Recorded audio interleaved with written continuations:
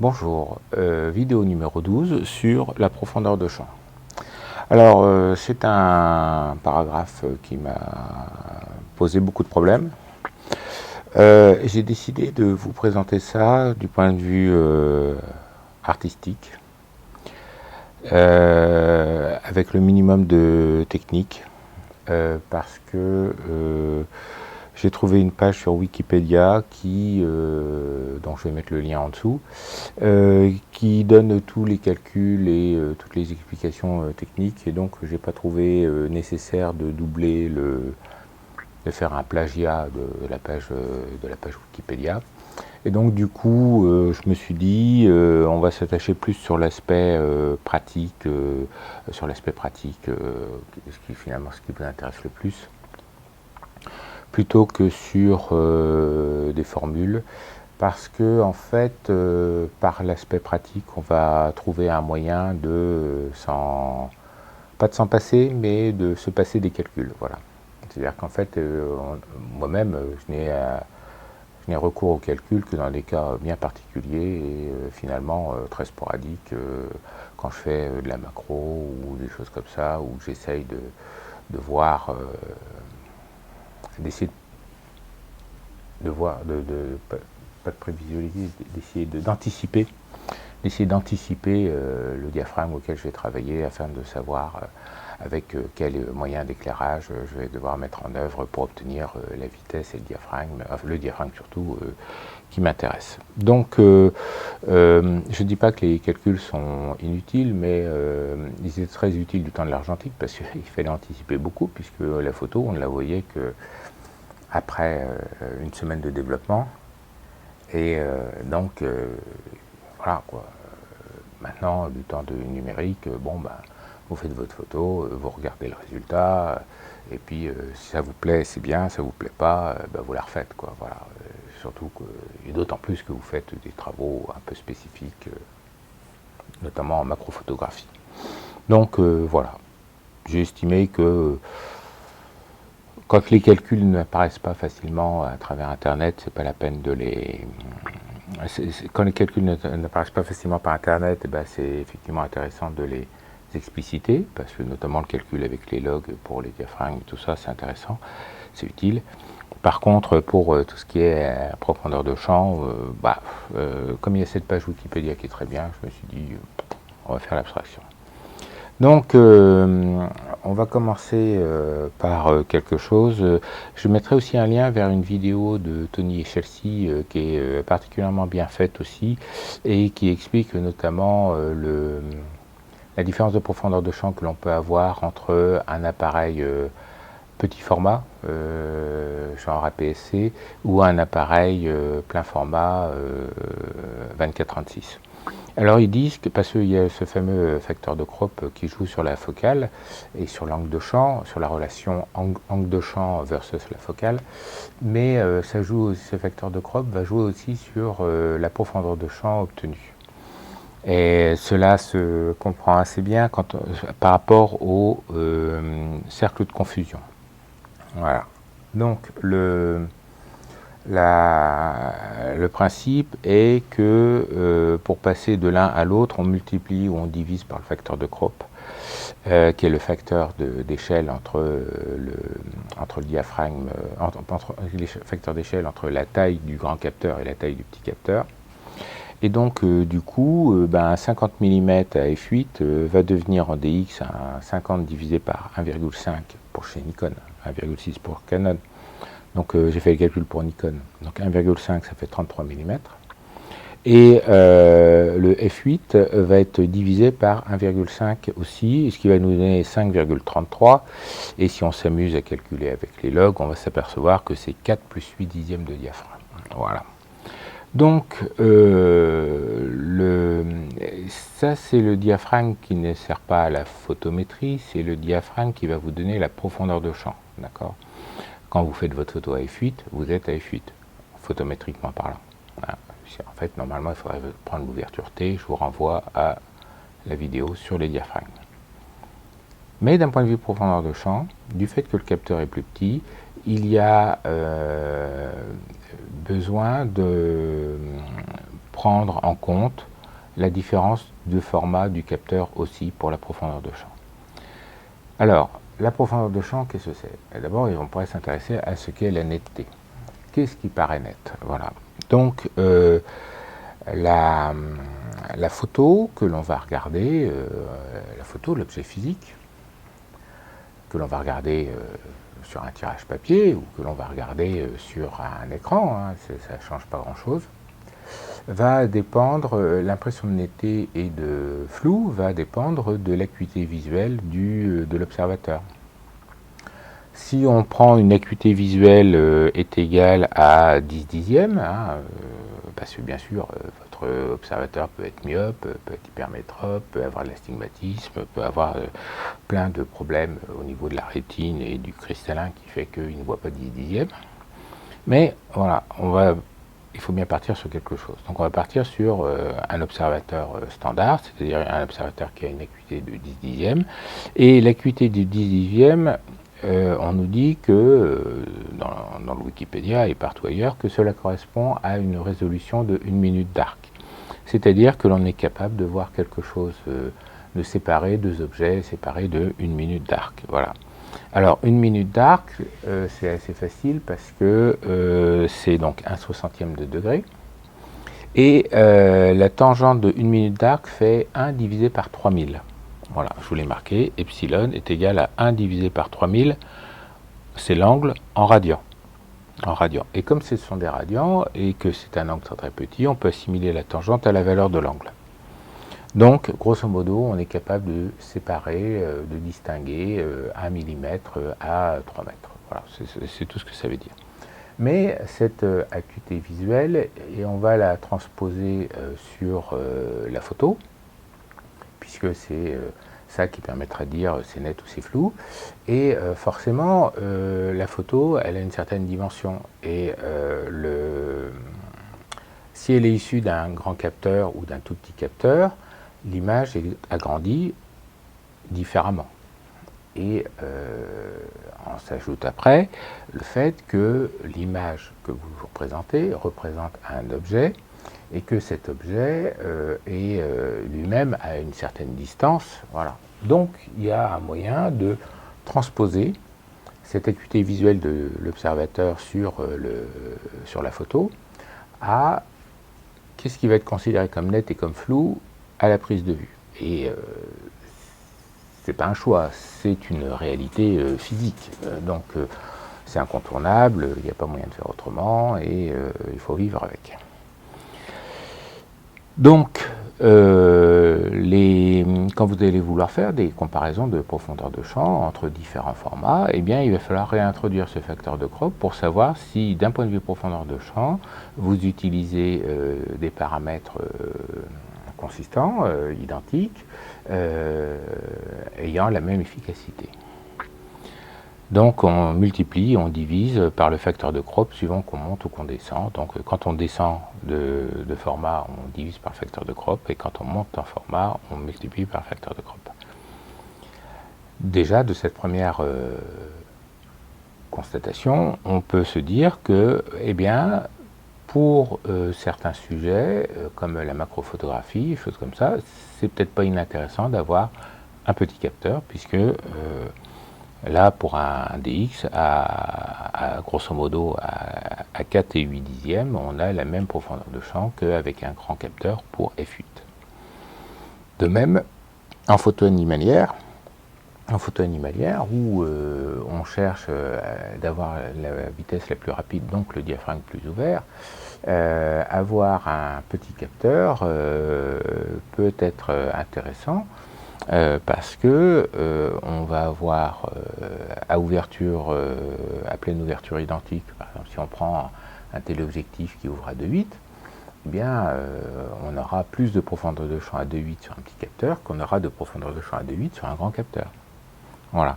Ajoutez au fait que, par exemple, avec votre petit capteur, vous allez prendre un 300 mm, par exemple, qui est à 300 mm f2.8, qui est encore une optique chère, mais qui est une optique abordable.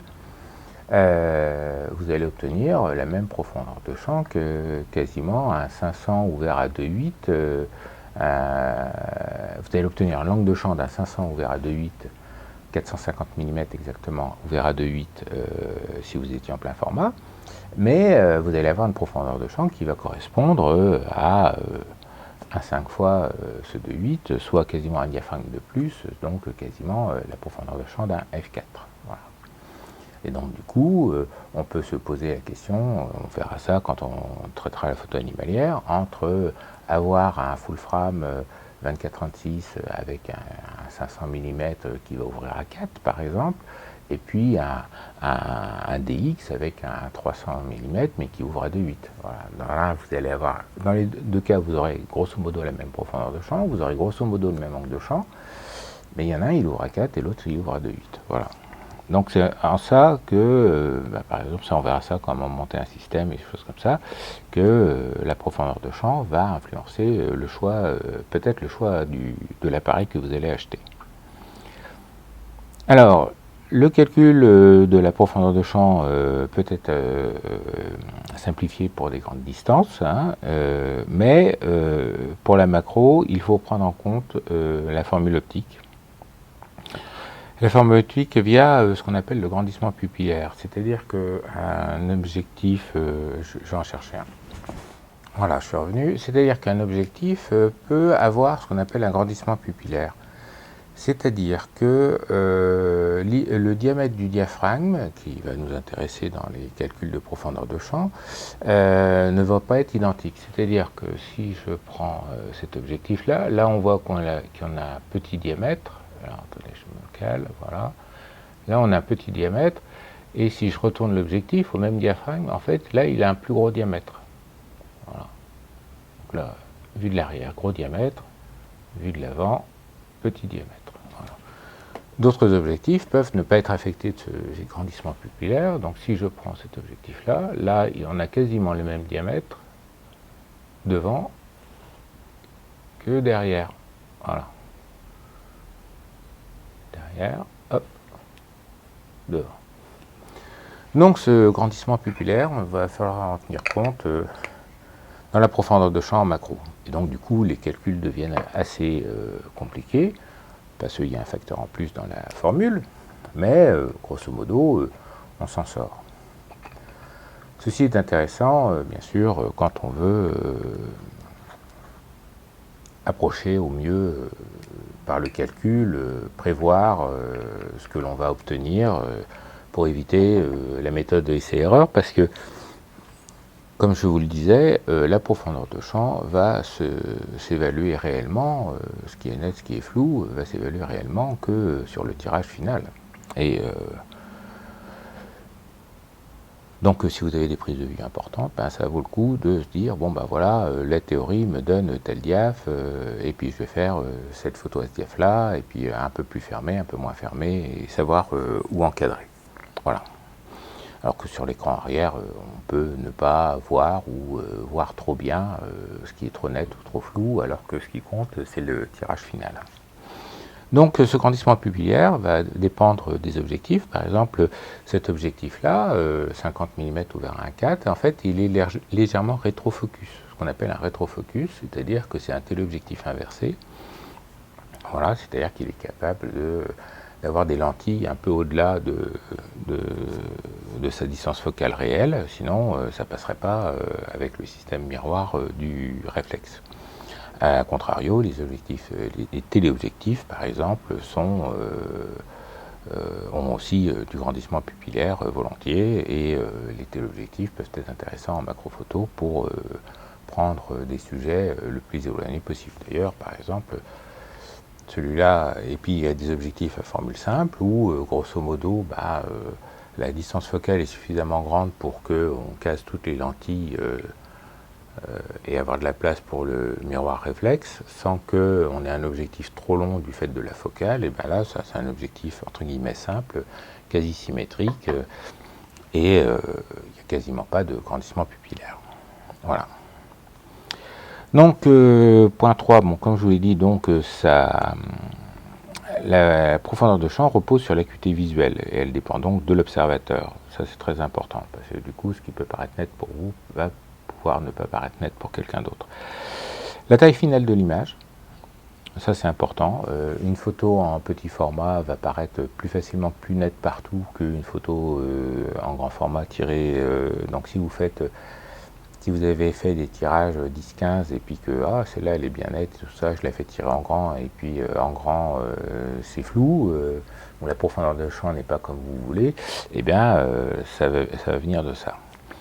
Et la distance d'observation. Si vous faites un grand tirage pour mettre dans un couloir où il n'y a pas de recul, l'impression de netteté va être différente que si vous mettez cette même image au-dessus de la cheminée, où de toute façon on est à 1 mètre, 1 mètre 50 pour l'observer. Vous voyez ce que je veux dire? Ou au-dessus d'un meuble, genre un buffet, vous mettez ça au-dessus, chose comme ça, donc votre sujet est éloigné de l'image et il va l'avoir différente. Donc cela se concrétise par le choix d'un diamètre de cercle de confusion dans les calculs. Voilà. Donc tout repose sur ce diamètre de cercle de confusion. Et les objectifs qui ont dont certains ont encore des échelles de profondeur de champ, vont être ces échelles de profondeur de champ qui peuvent être une aide, vont être calculées en fonction d'un cercle de confusion, en fonction de ce qu'estime être correctement, être l'usage correct et habituel de l'appareil en question. Et c'est là que le problème commence. Bon, au jour d'aujourd'hui, les appareils photo numériques ont des objectifs simplifiés dans leurs prestations, et donc souvent la règle de profondeur de champ est simplement non présente, parce que ce sont des zooms, parce que ça coûte cher à aggraver, parce que les gens ne sont jamais contents, et que ça fait toujours ça d'économiser. Donc, et du coup, ça relance l'idée de pouvoir faire des calculs soi-même et des choses comme ça. Et d'où l'intérêt d'aller lire sur Wikipédia la page sur la profondeur de champ dont je vous mets le lien en bas.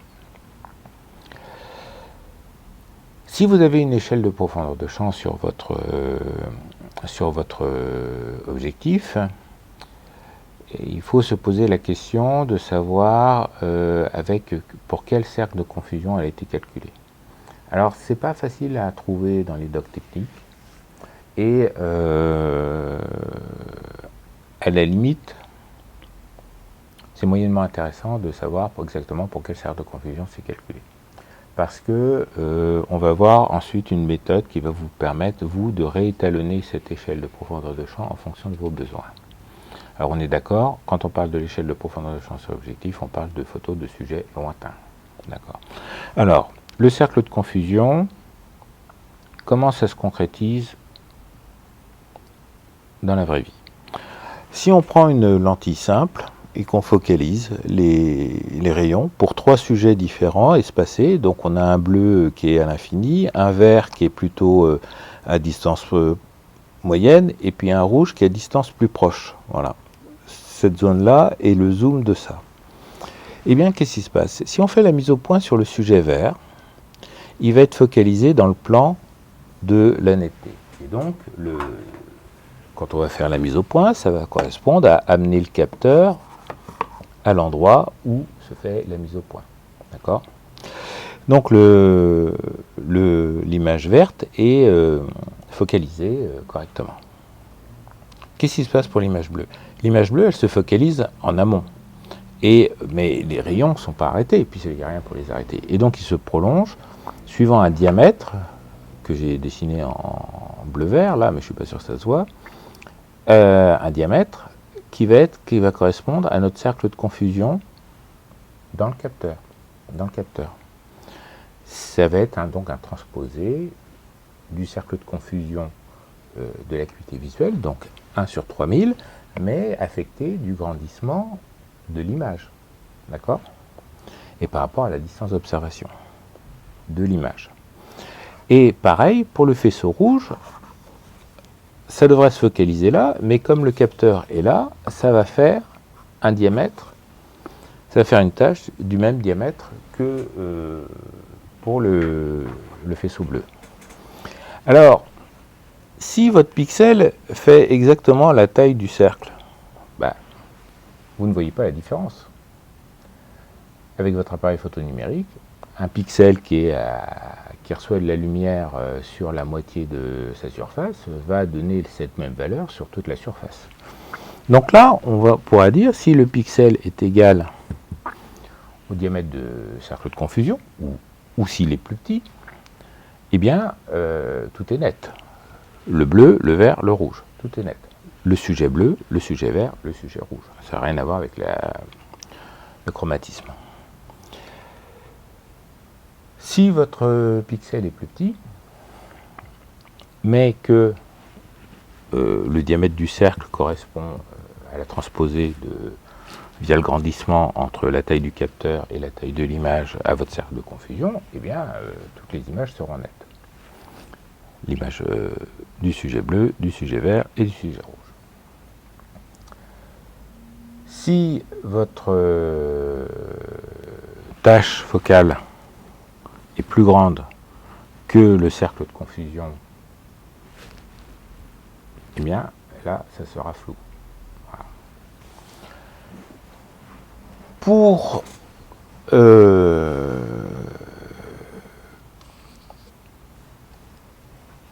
la profondeur de champ,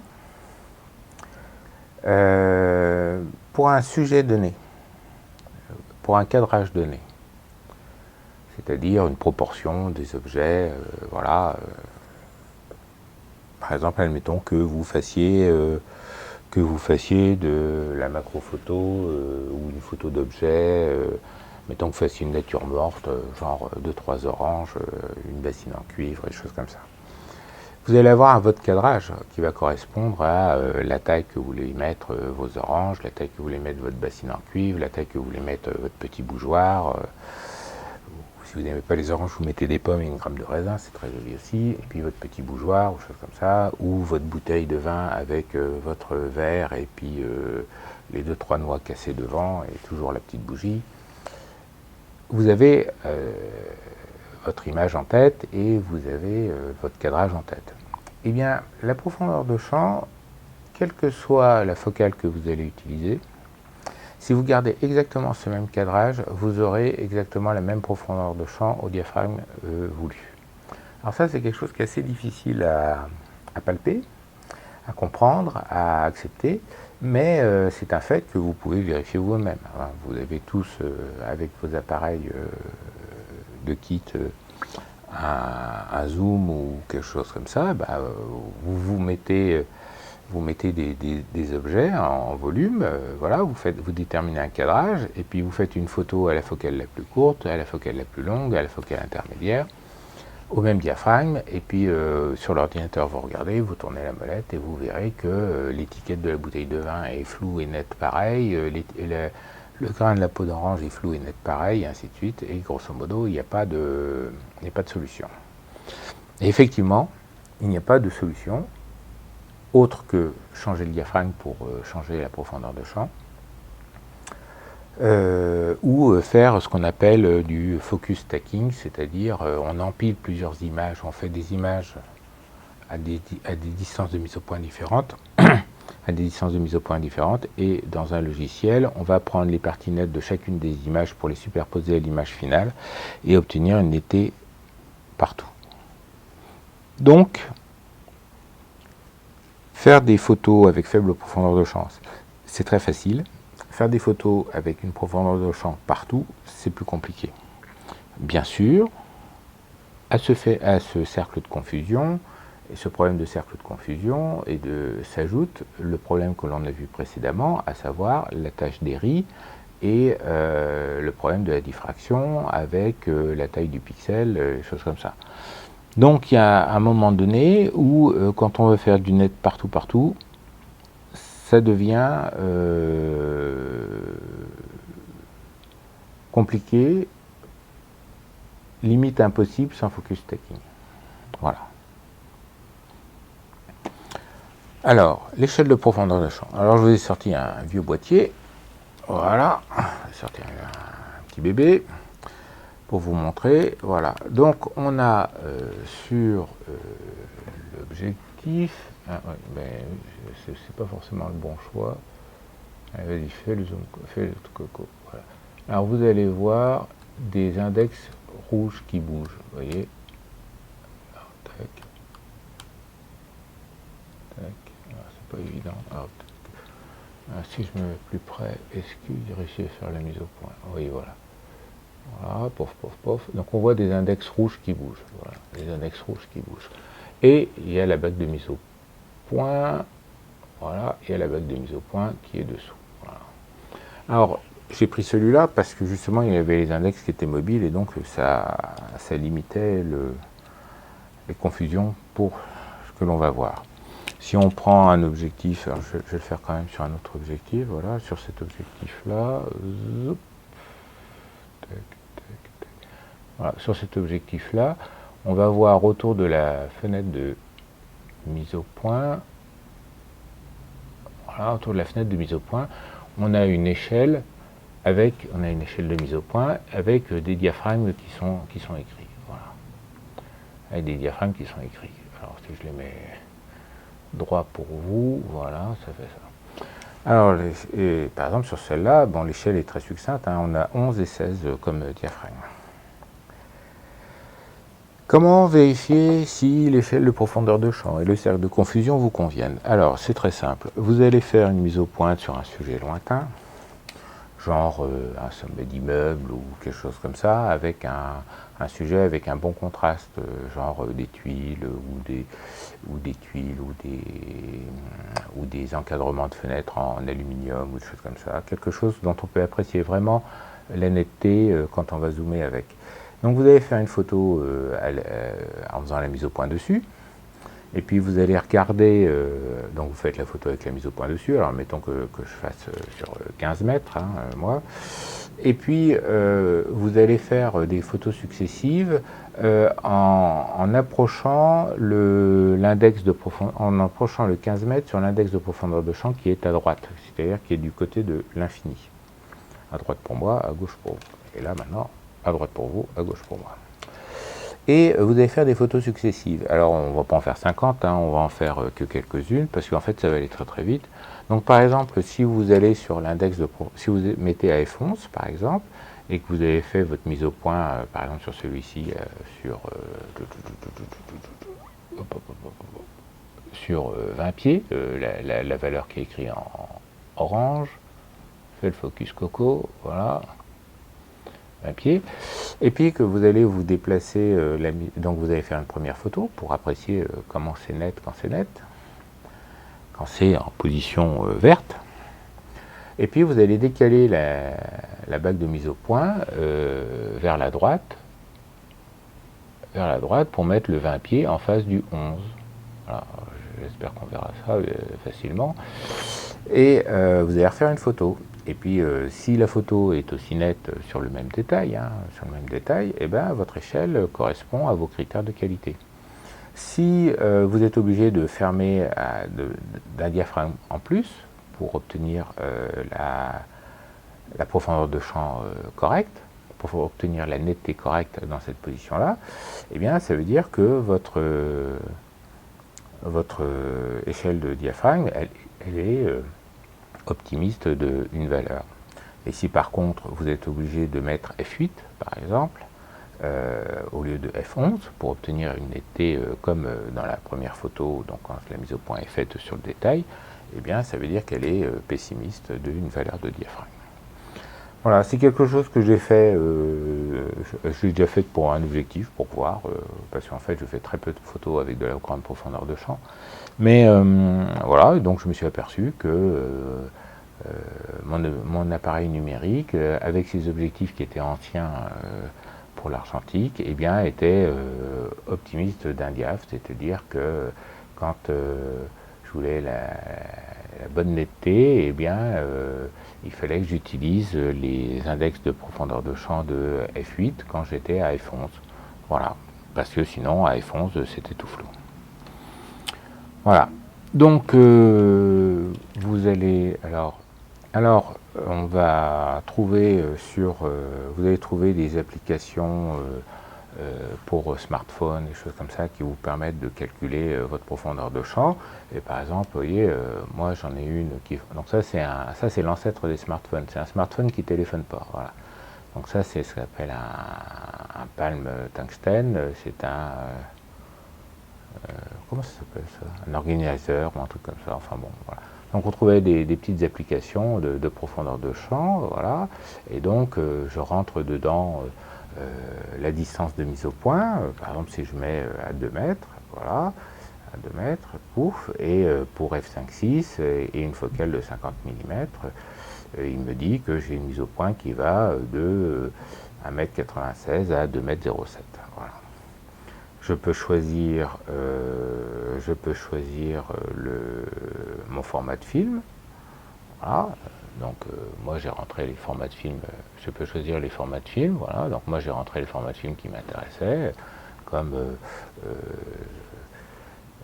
la PSC, le digital, le 35 mm, le 4-5 pouces, et choses comme ça, voilà. Et dedans on peut modifier les cercles de confusion, voilà. On peut modifier les cercles de confusion. Donc, on revient là, voilà. Là, je peux rentrer des valeurs de cercle de confusion. Si je réussis à faire la netteté, vous allez peut-être le voir, voilà. Voilà, donc, alors je peux vous donner des valeurs que j'utilise. Moi, en digital, j'utilise 6 microns parce que ça me donne à peu près la taille du pixel. Alors je vérifie qu'il refasse la mise au point, voilà, c'est bon. En 35 mm, on prend 30 microns de diamètre. Et puis en 8-10, 8 pouces par 10 pouces, on prend carrément 200 microns de diamètre de cercle de confusion.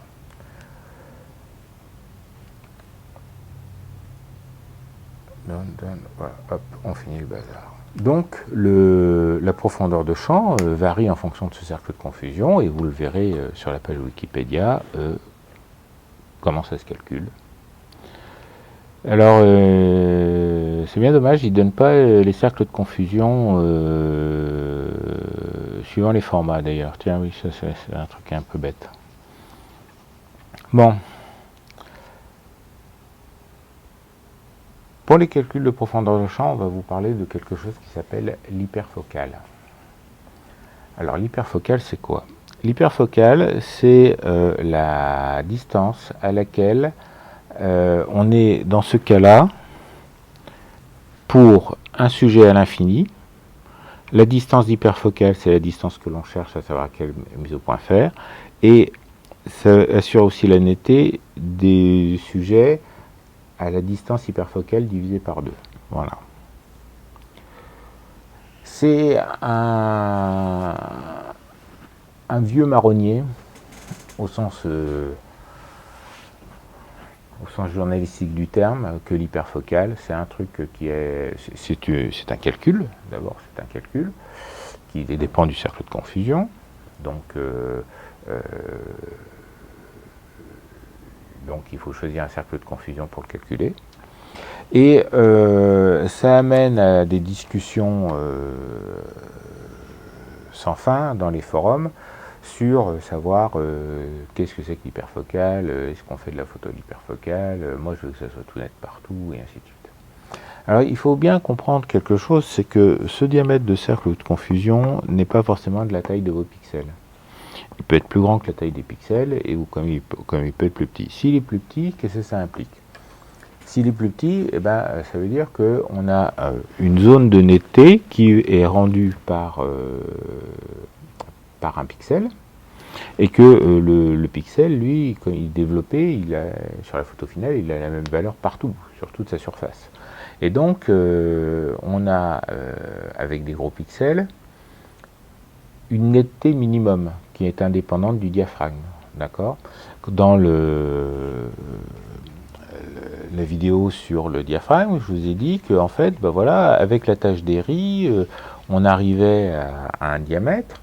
En dessous d'un certain diaphragme, on était en dessous du diamètre du pixel, et que donc, grosso modo, il n'y avait pas de variation de la profondeur de champ en dessous de ce diamètre-là. Parce que le pixel, même s'il est exposé qu'en son centre, il est développé, il est rendu par une valeur moyenne sur toute sa surface. Donc, on a une profondeur de champ minimum qui est fonction de la taille du pixel, de l'agrandissement de la photo finale. De toute façon, toutes les fonctions de la photo finale. Et du diaphragme utilisé. Donc jusqu'à un certain diaphragme, grosso modo, vous n'augmentez pas votre profondeur de champ de manière phénoménale. Et après, quand on va dépasser cette taille de pixels, quand le cercle de confusion va devenir plus grand que la taille du pixel, et que la tâche de dérive va devenir plus grande que la tâche de pixel, que la taille du pixel, pardon, on va commencer à avoir de la profondeur de champ, mais toujours sur le tirage final, mais on va quand même avoir des zones plus nettes et des zones moins nettes dans la zone de profondeur de champ. D'accord ? Et ça va se ressentir sur les photos par une impression de contraste plus ou moins fort sur les détails. Voilà. Et donc du coup, la profondeur de champ est un leurre. C'est pas une zone de netteté, c'est une zone de flou acceptable. Et donc du coup, quand vous allez faire vos photos, surtout si vous faites de la photo technique par exemple, où on veut quelque chose de bien défini partout et ainsi de suite, ça va commencer à pas être évident, surtout si on veut grossir beaucoup et avoir des zones grandes. Donc l'hyperfocale, pour en revenir à ce marronnier, l'hyperfocale c'est donc une distance qui se calcule en fonction du cercle de confusion et qui dit que grosso modo à cette distance-là, vous êtes net de l'infini à la distance hyperfocale divisée par 2. Donc du coup, sur des sujets comme la photo de rue et choses comme ça peut être tentant en se disant, bah voilà, je me cale avec les index de profondeur de champ, et puis grosso modo, je suis net alors si je prends cet appareil-là, qui est un appareil très grand angle, vous voyez, si je me mets sur F8 et que je règle les index de profondeur de champ, bah, je suis net de 1m50 à l'infini. Voilà. Mais en fait, la mise au point, elle est faite sur 3 mètres. D'accord ? Et, enfin, je ne sais pas si vous êtes d'accord, je le lis, moi. La mise au point est faite sur 3 mètres. Donc, à 3 mètres, on va avoir un très bon piqué, une très bonne netteté d'image, et des choses comme ça. Et puis, plus on va s'éloigner vers l'infini, ou plus on va se rapprocher vers 1m50, plus il faudra être convaincu que c'est net pour trouver ça net. Et donc, du coup,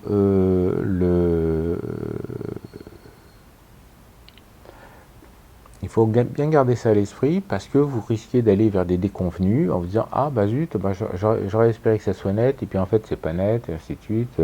Voilà, je voulais une fleur en premier plan, puis derrière le château, et pourtant j'avais bien calé, des choses comme ça, et puis c'est pas net. » Alors pourquoi c'est pas net ? C'est pas net parce que vous êtes appuyé sur une échelle de profondeur de champ qui est mal calculée, ou qui n'est pas calculée par rapport à vos besoins. Hein. Quand vous utilisez un objectif ancien sur un boîtier numérique moderne, et ben, l'objectif ancien, il a été fait pour la photo argentique, il n'a pas été fait pour... ça c'est un appareil photo argentique, par exemple, sur lequel on peut mettre des dos numériques. Bon, ben là, je n'ai pas de dos numérique, mais quand on met un dos numérique au dos de ce boîtier-là, les index de profondeur de champ sont complètement à la ramasse. Parce que du fait que votre appareil photo numérique découpe l'image en petits pixels, en petits carrés, ça change bien des choses dans le calcul. Voilà. Donc l'hyperfocale, c'est un miroir aux alouettes. Et souvent, pour que ça fonctionne bien, eh bien il faut prendre la peine de réétalonner, de savoir à combien correspondent les gravures, ou de se faire des tables de profondeur de champ en utilisant les formules du truc que vous trouverez sur Wikipédia, choses comme ça. Ça occupe c'est sympa, ça occupe les longues soirées d'hiver. Et puis vous faites votre petite index avec votre échelle de profondeur de champ. C'est assez facile à faire. Je ferai peut-être une vidéo là-dessus, mais je suis pas sûr. Ce sera plutôt vers la fin des vidéos, quand j'aurai plus rien à dire. Voilà. Je pense qu'on a fait le tour d'un point de vue artistique sur la profondeur de champ, qu'est-ce que ça donne, comment jouer avec, comment s'étalonner, et voir un peu comment sur vos photos vous allez pouvoir le choisir. Alors moi aussi je vais vous montrer quand même. Donc j'ai fait 2 tirages de photos parce que comme je vous ai dit ça repose sur les photos. Tac, tac. Donc voilà. Alors ça c'est les photos que je fais pour tester mes objectifs, choses comme ça. Donc je fais la mise au point ici. C'est un toit et puis derrière il y a un sujet à fort contraste, choses comme ça. Et j'ai fait 2 photos. Alors ça je le pose là, voilà. Et j'ai fait 2 photos, voilà. Donc là on en a une. Alors je regarde que ça sorte pareil, voilà. Et hop. Tac, tac, voilà. Hop, hop, hop. Voilà. Donc là, on a une photo à pleine ouverture qui est à f4. Donc la mise au point est toujours faite sur ce détail de la toiture qui est facile à repérer en mise au point. Et puis on voit la profondeur de champ qui est derrière. Ça, c'est à la pleine ouverture. Et ça, c'est fait, donc ça, c'est à f4. Et ça, c'est fait à f8. Voilà. Alors entre les deux, il y a eu un coup de soleil, parce qu'on peut voir, parce que là, on a une ombre que l'on a beaucoup moins là. Mais ça permet d'apprécier la qualité du flou, et choses comme ça, la netteté, si on voit ou non les joints derrière, les joints de pierre, ou quand je teste mes objectifs. Alors, je ne sais pas si on va le voir bien là-dessus. Ouais, ça va pas être évident. Donc là, voilà. Donc là, je me sers sur le bord de l'image. Alors du coup, on ne le voit plus. Enfin, ça, je peux l'enlever. Tac, tac. Et je me sers sur le bord de l'image pour voir cette zone-là où j'ai des petits détails, j'ai des crochets qui accrochent l'étui et choses comme ça. Donc ça me permet d'apprécier la profondeur de champ sur un sujet proche, la profondeur de flou derrière sur un sujet lointain, et ainsi de suite. Et donc quand j'achète un nouvel objectif, je vais faire les photos toujours au même endroit, et ainsi je réussis à obtenir des éléments comparables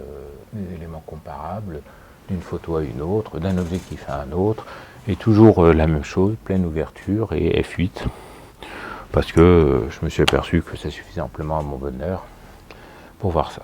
Comme d'habitude,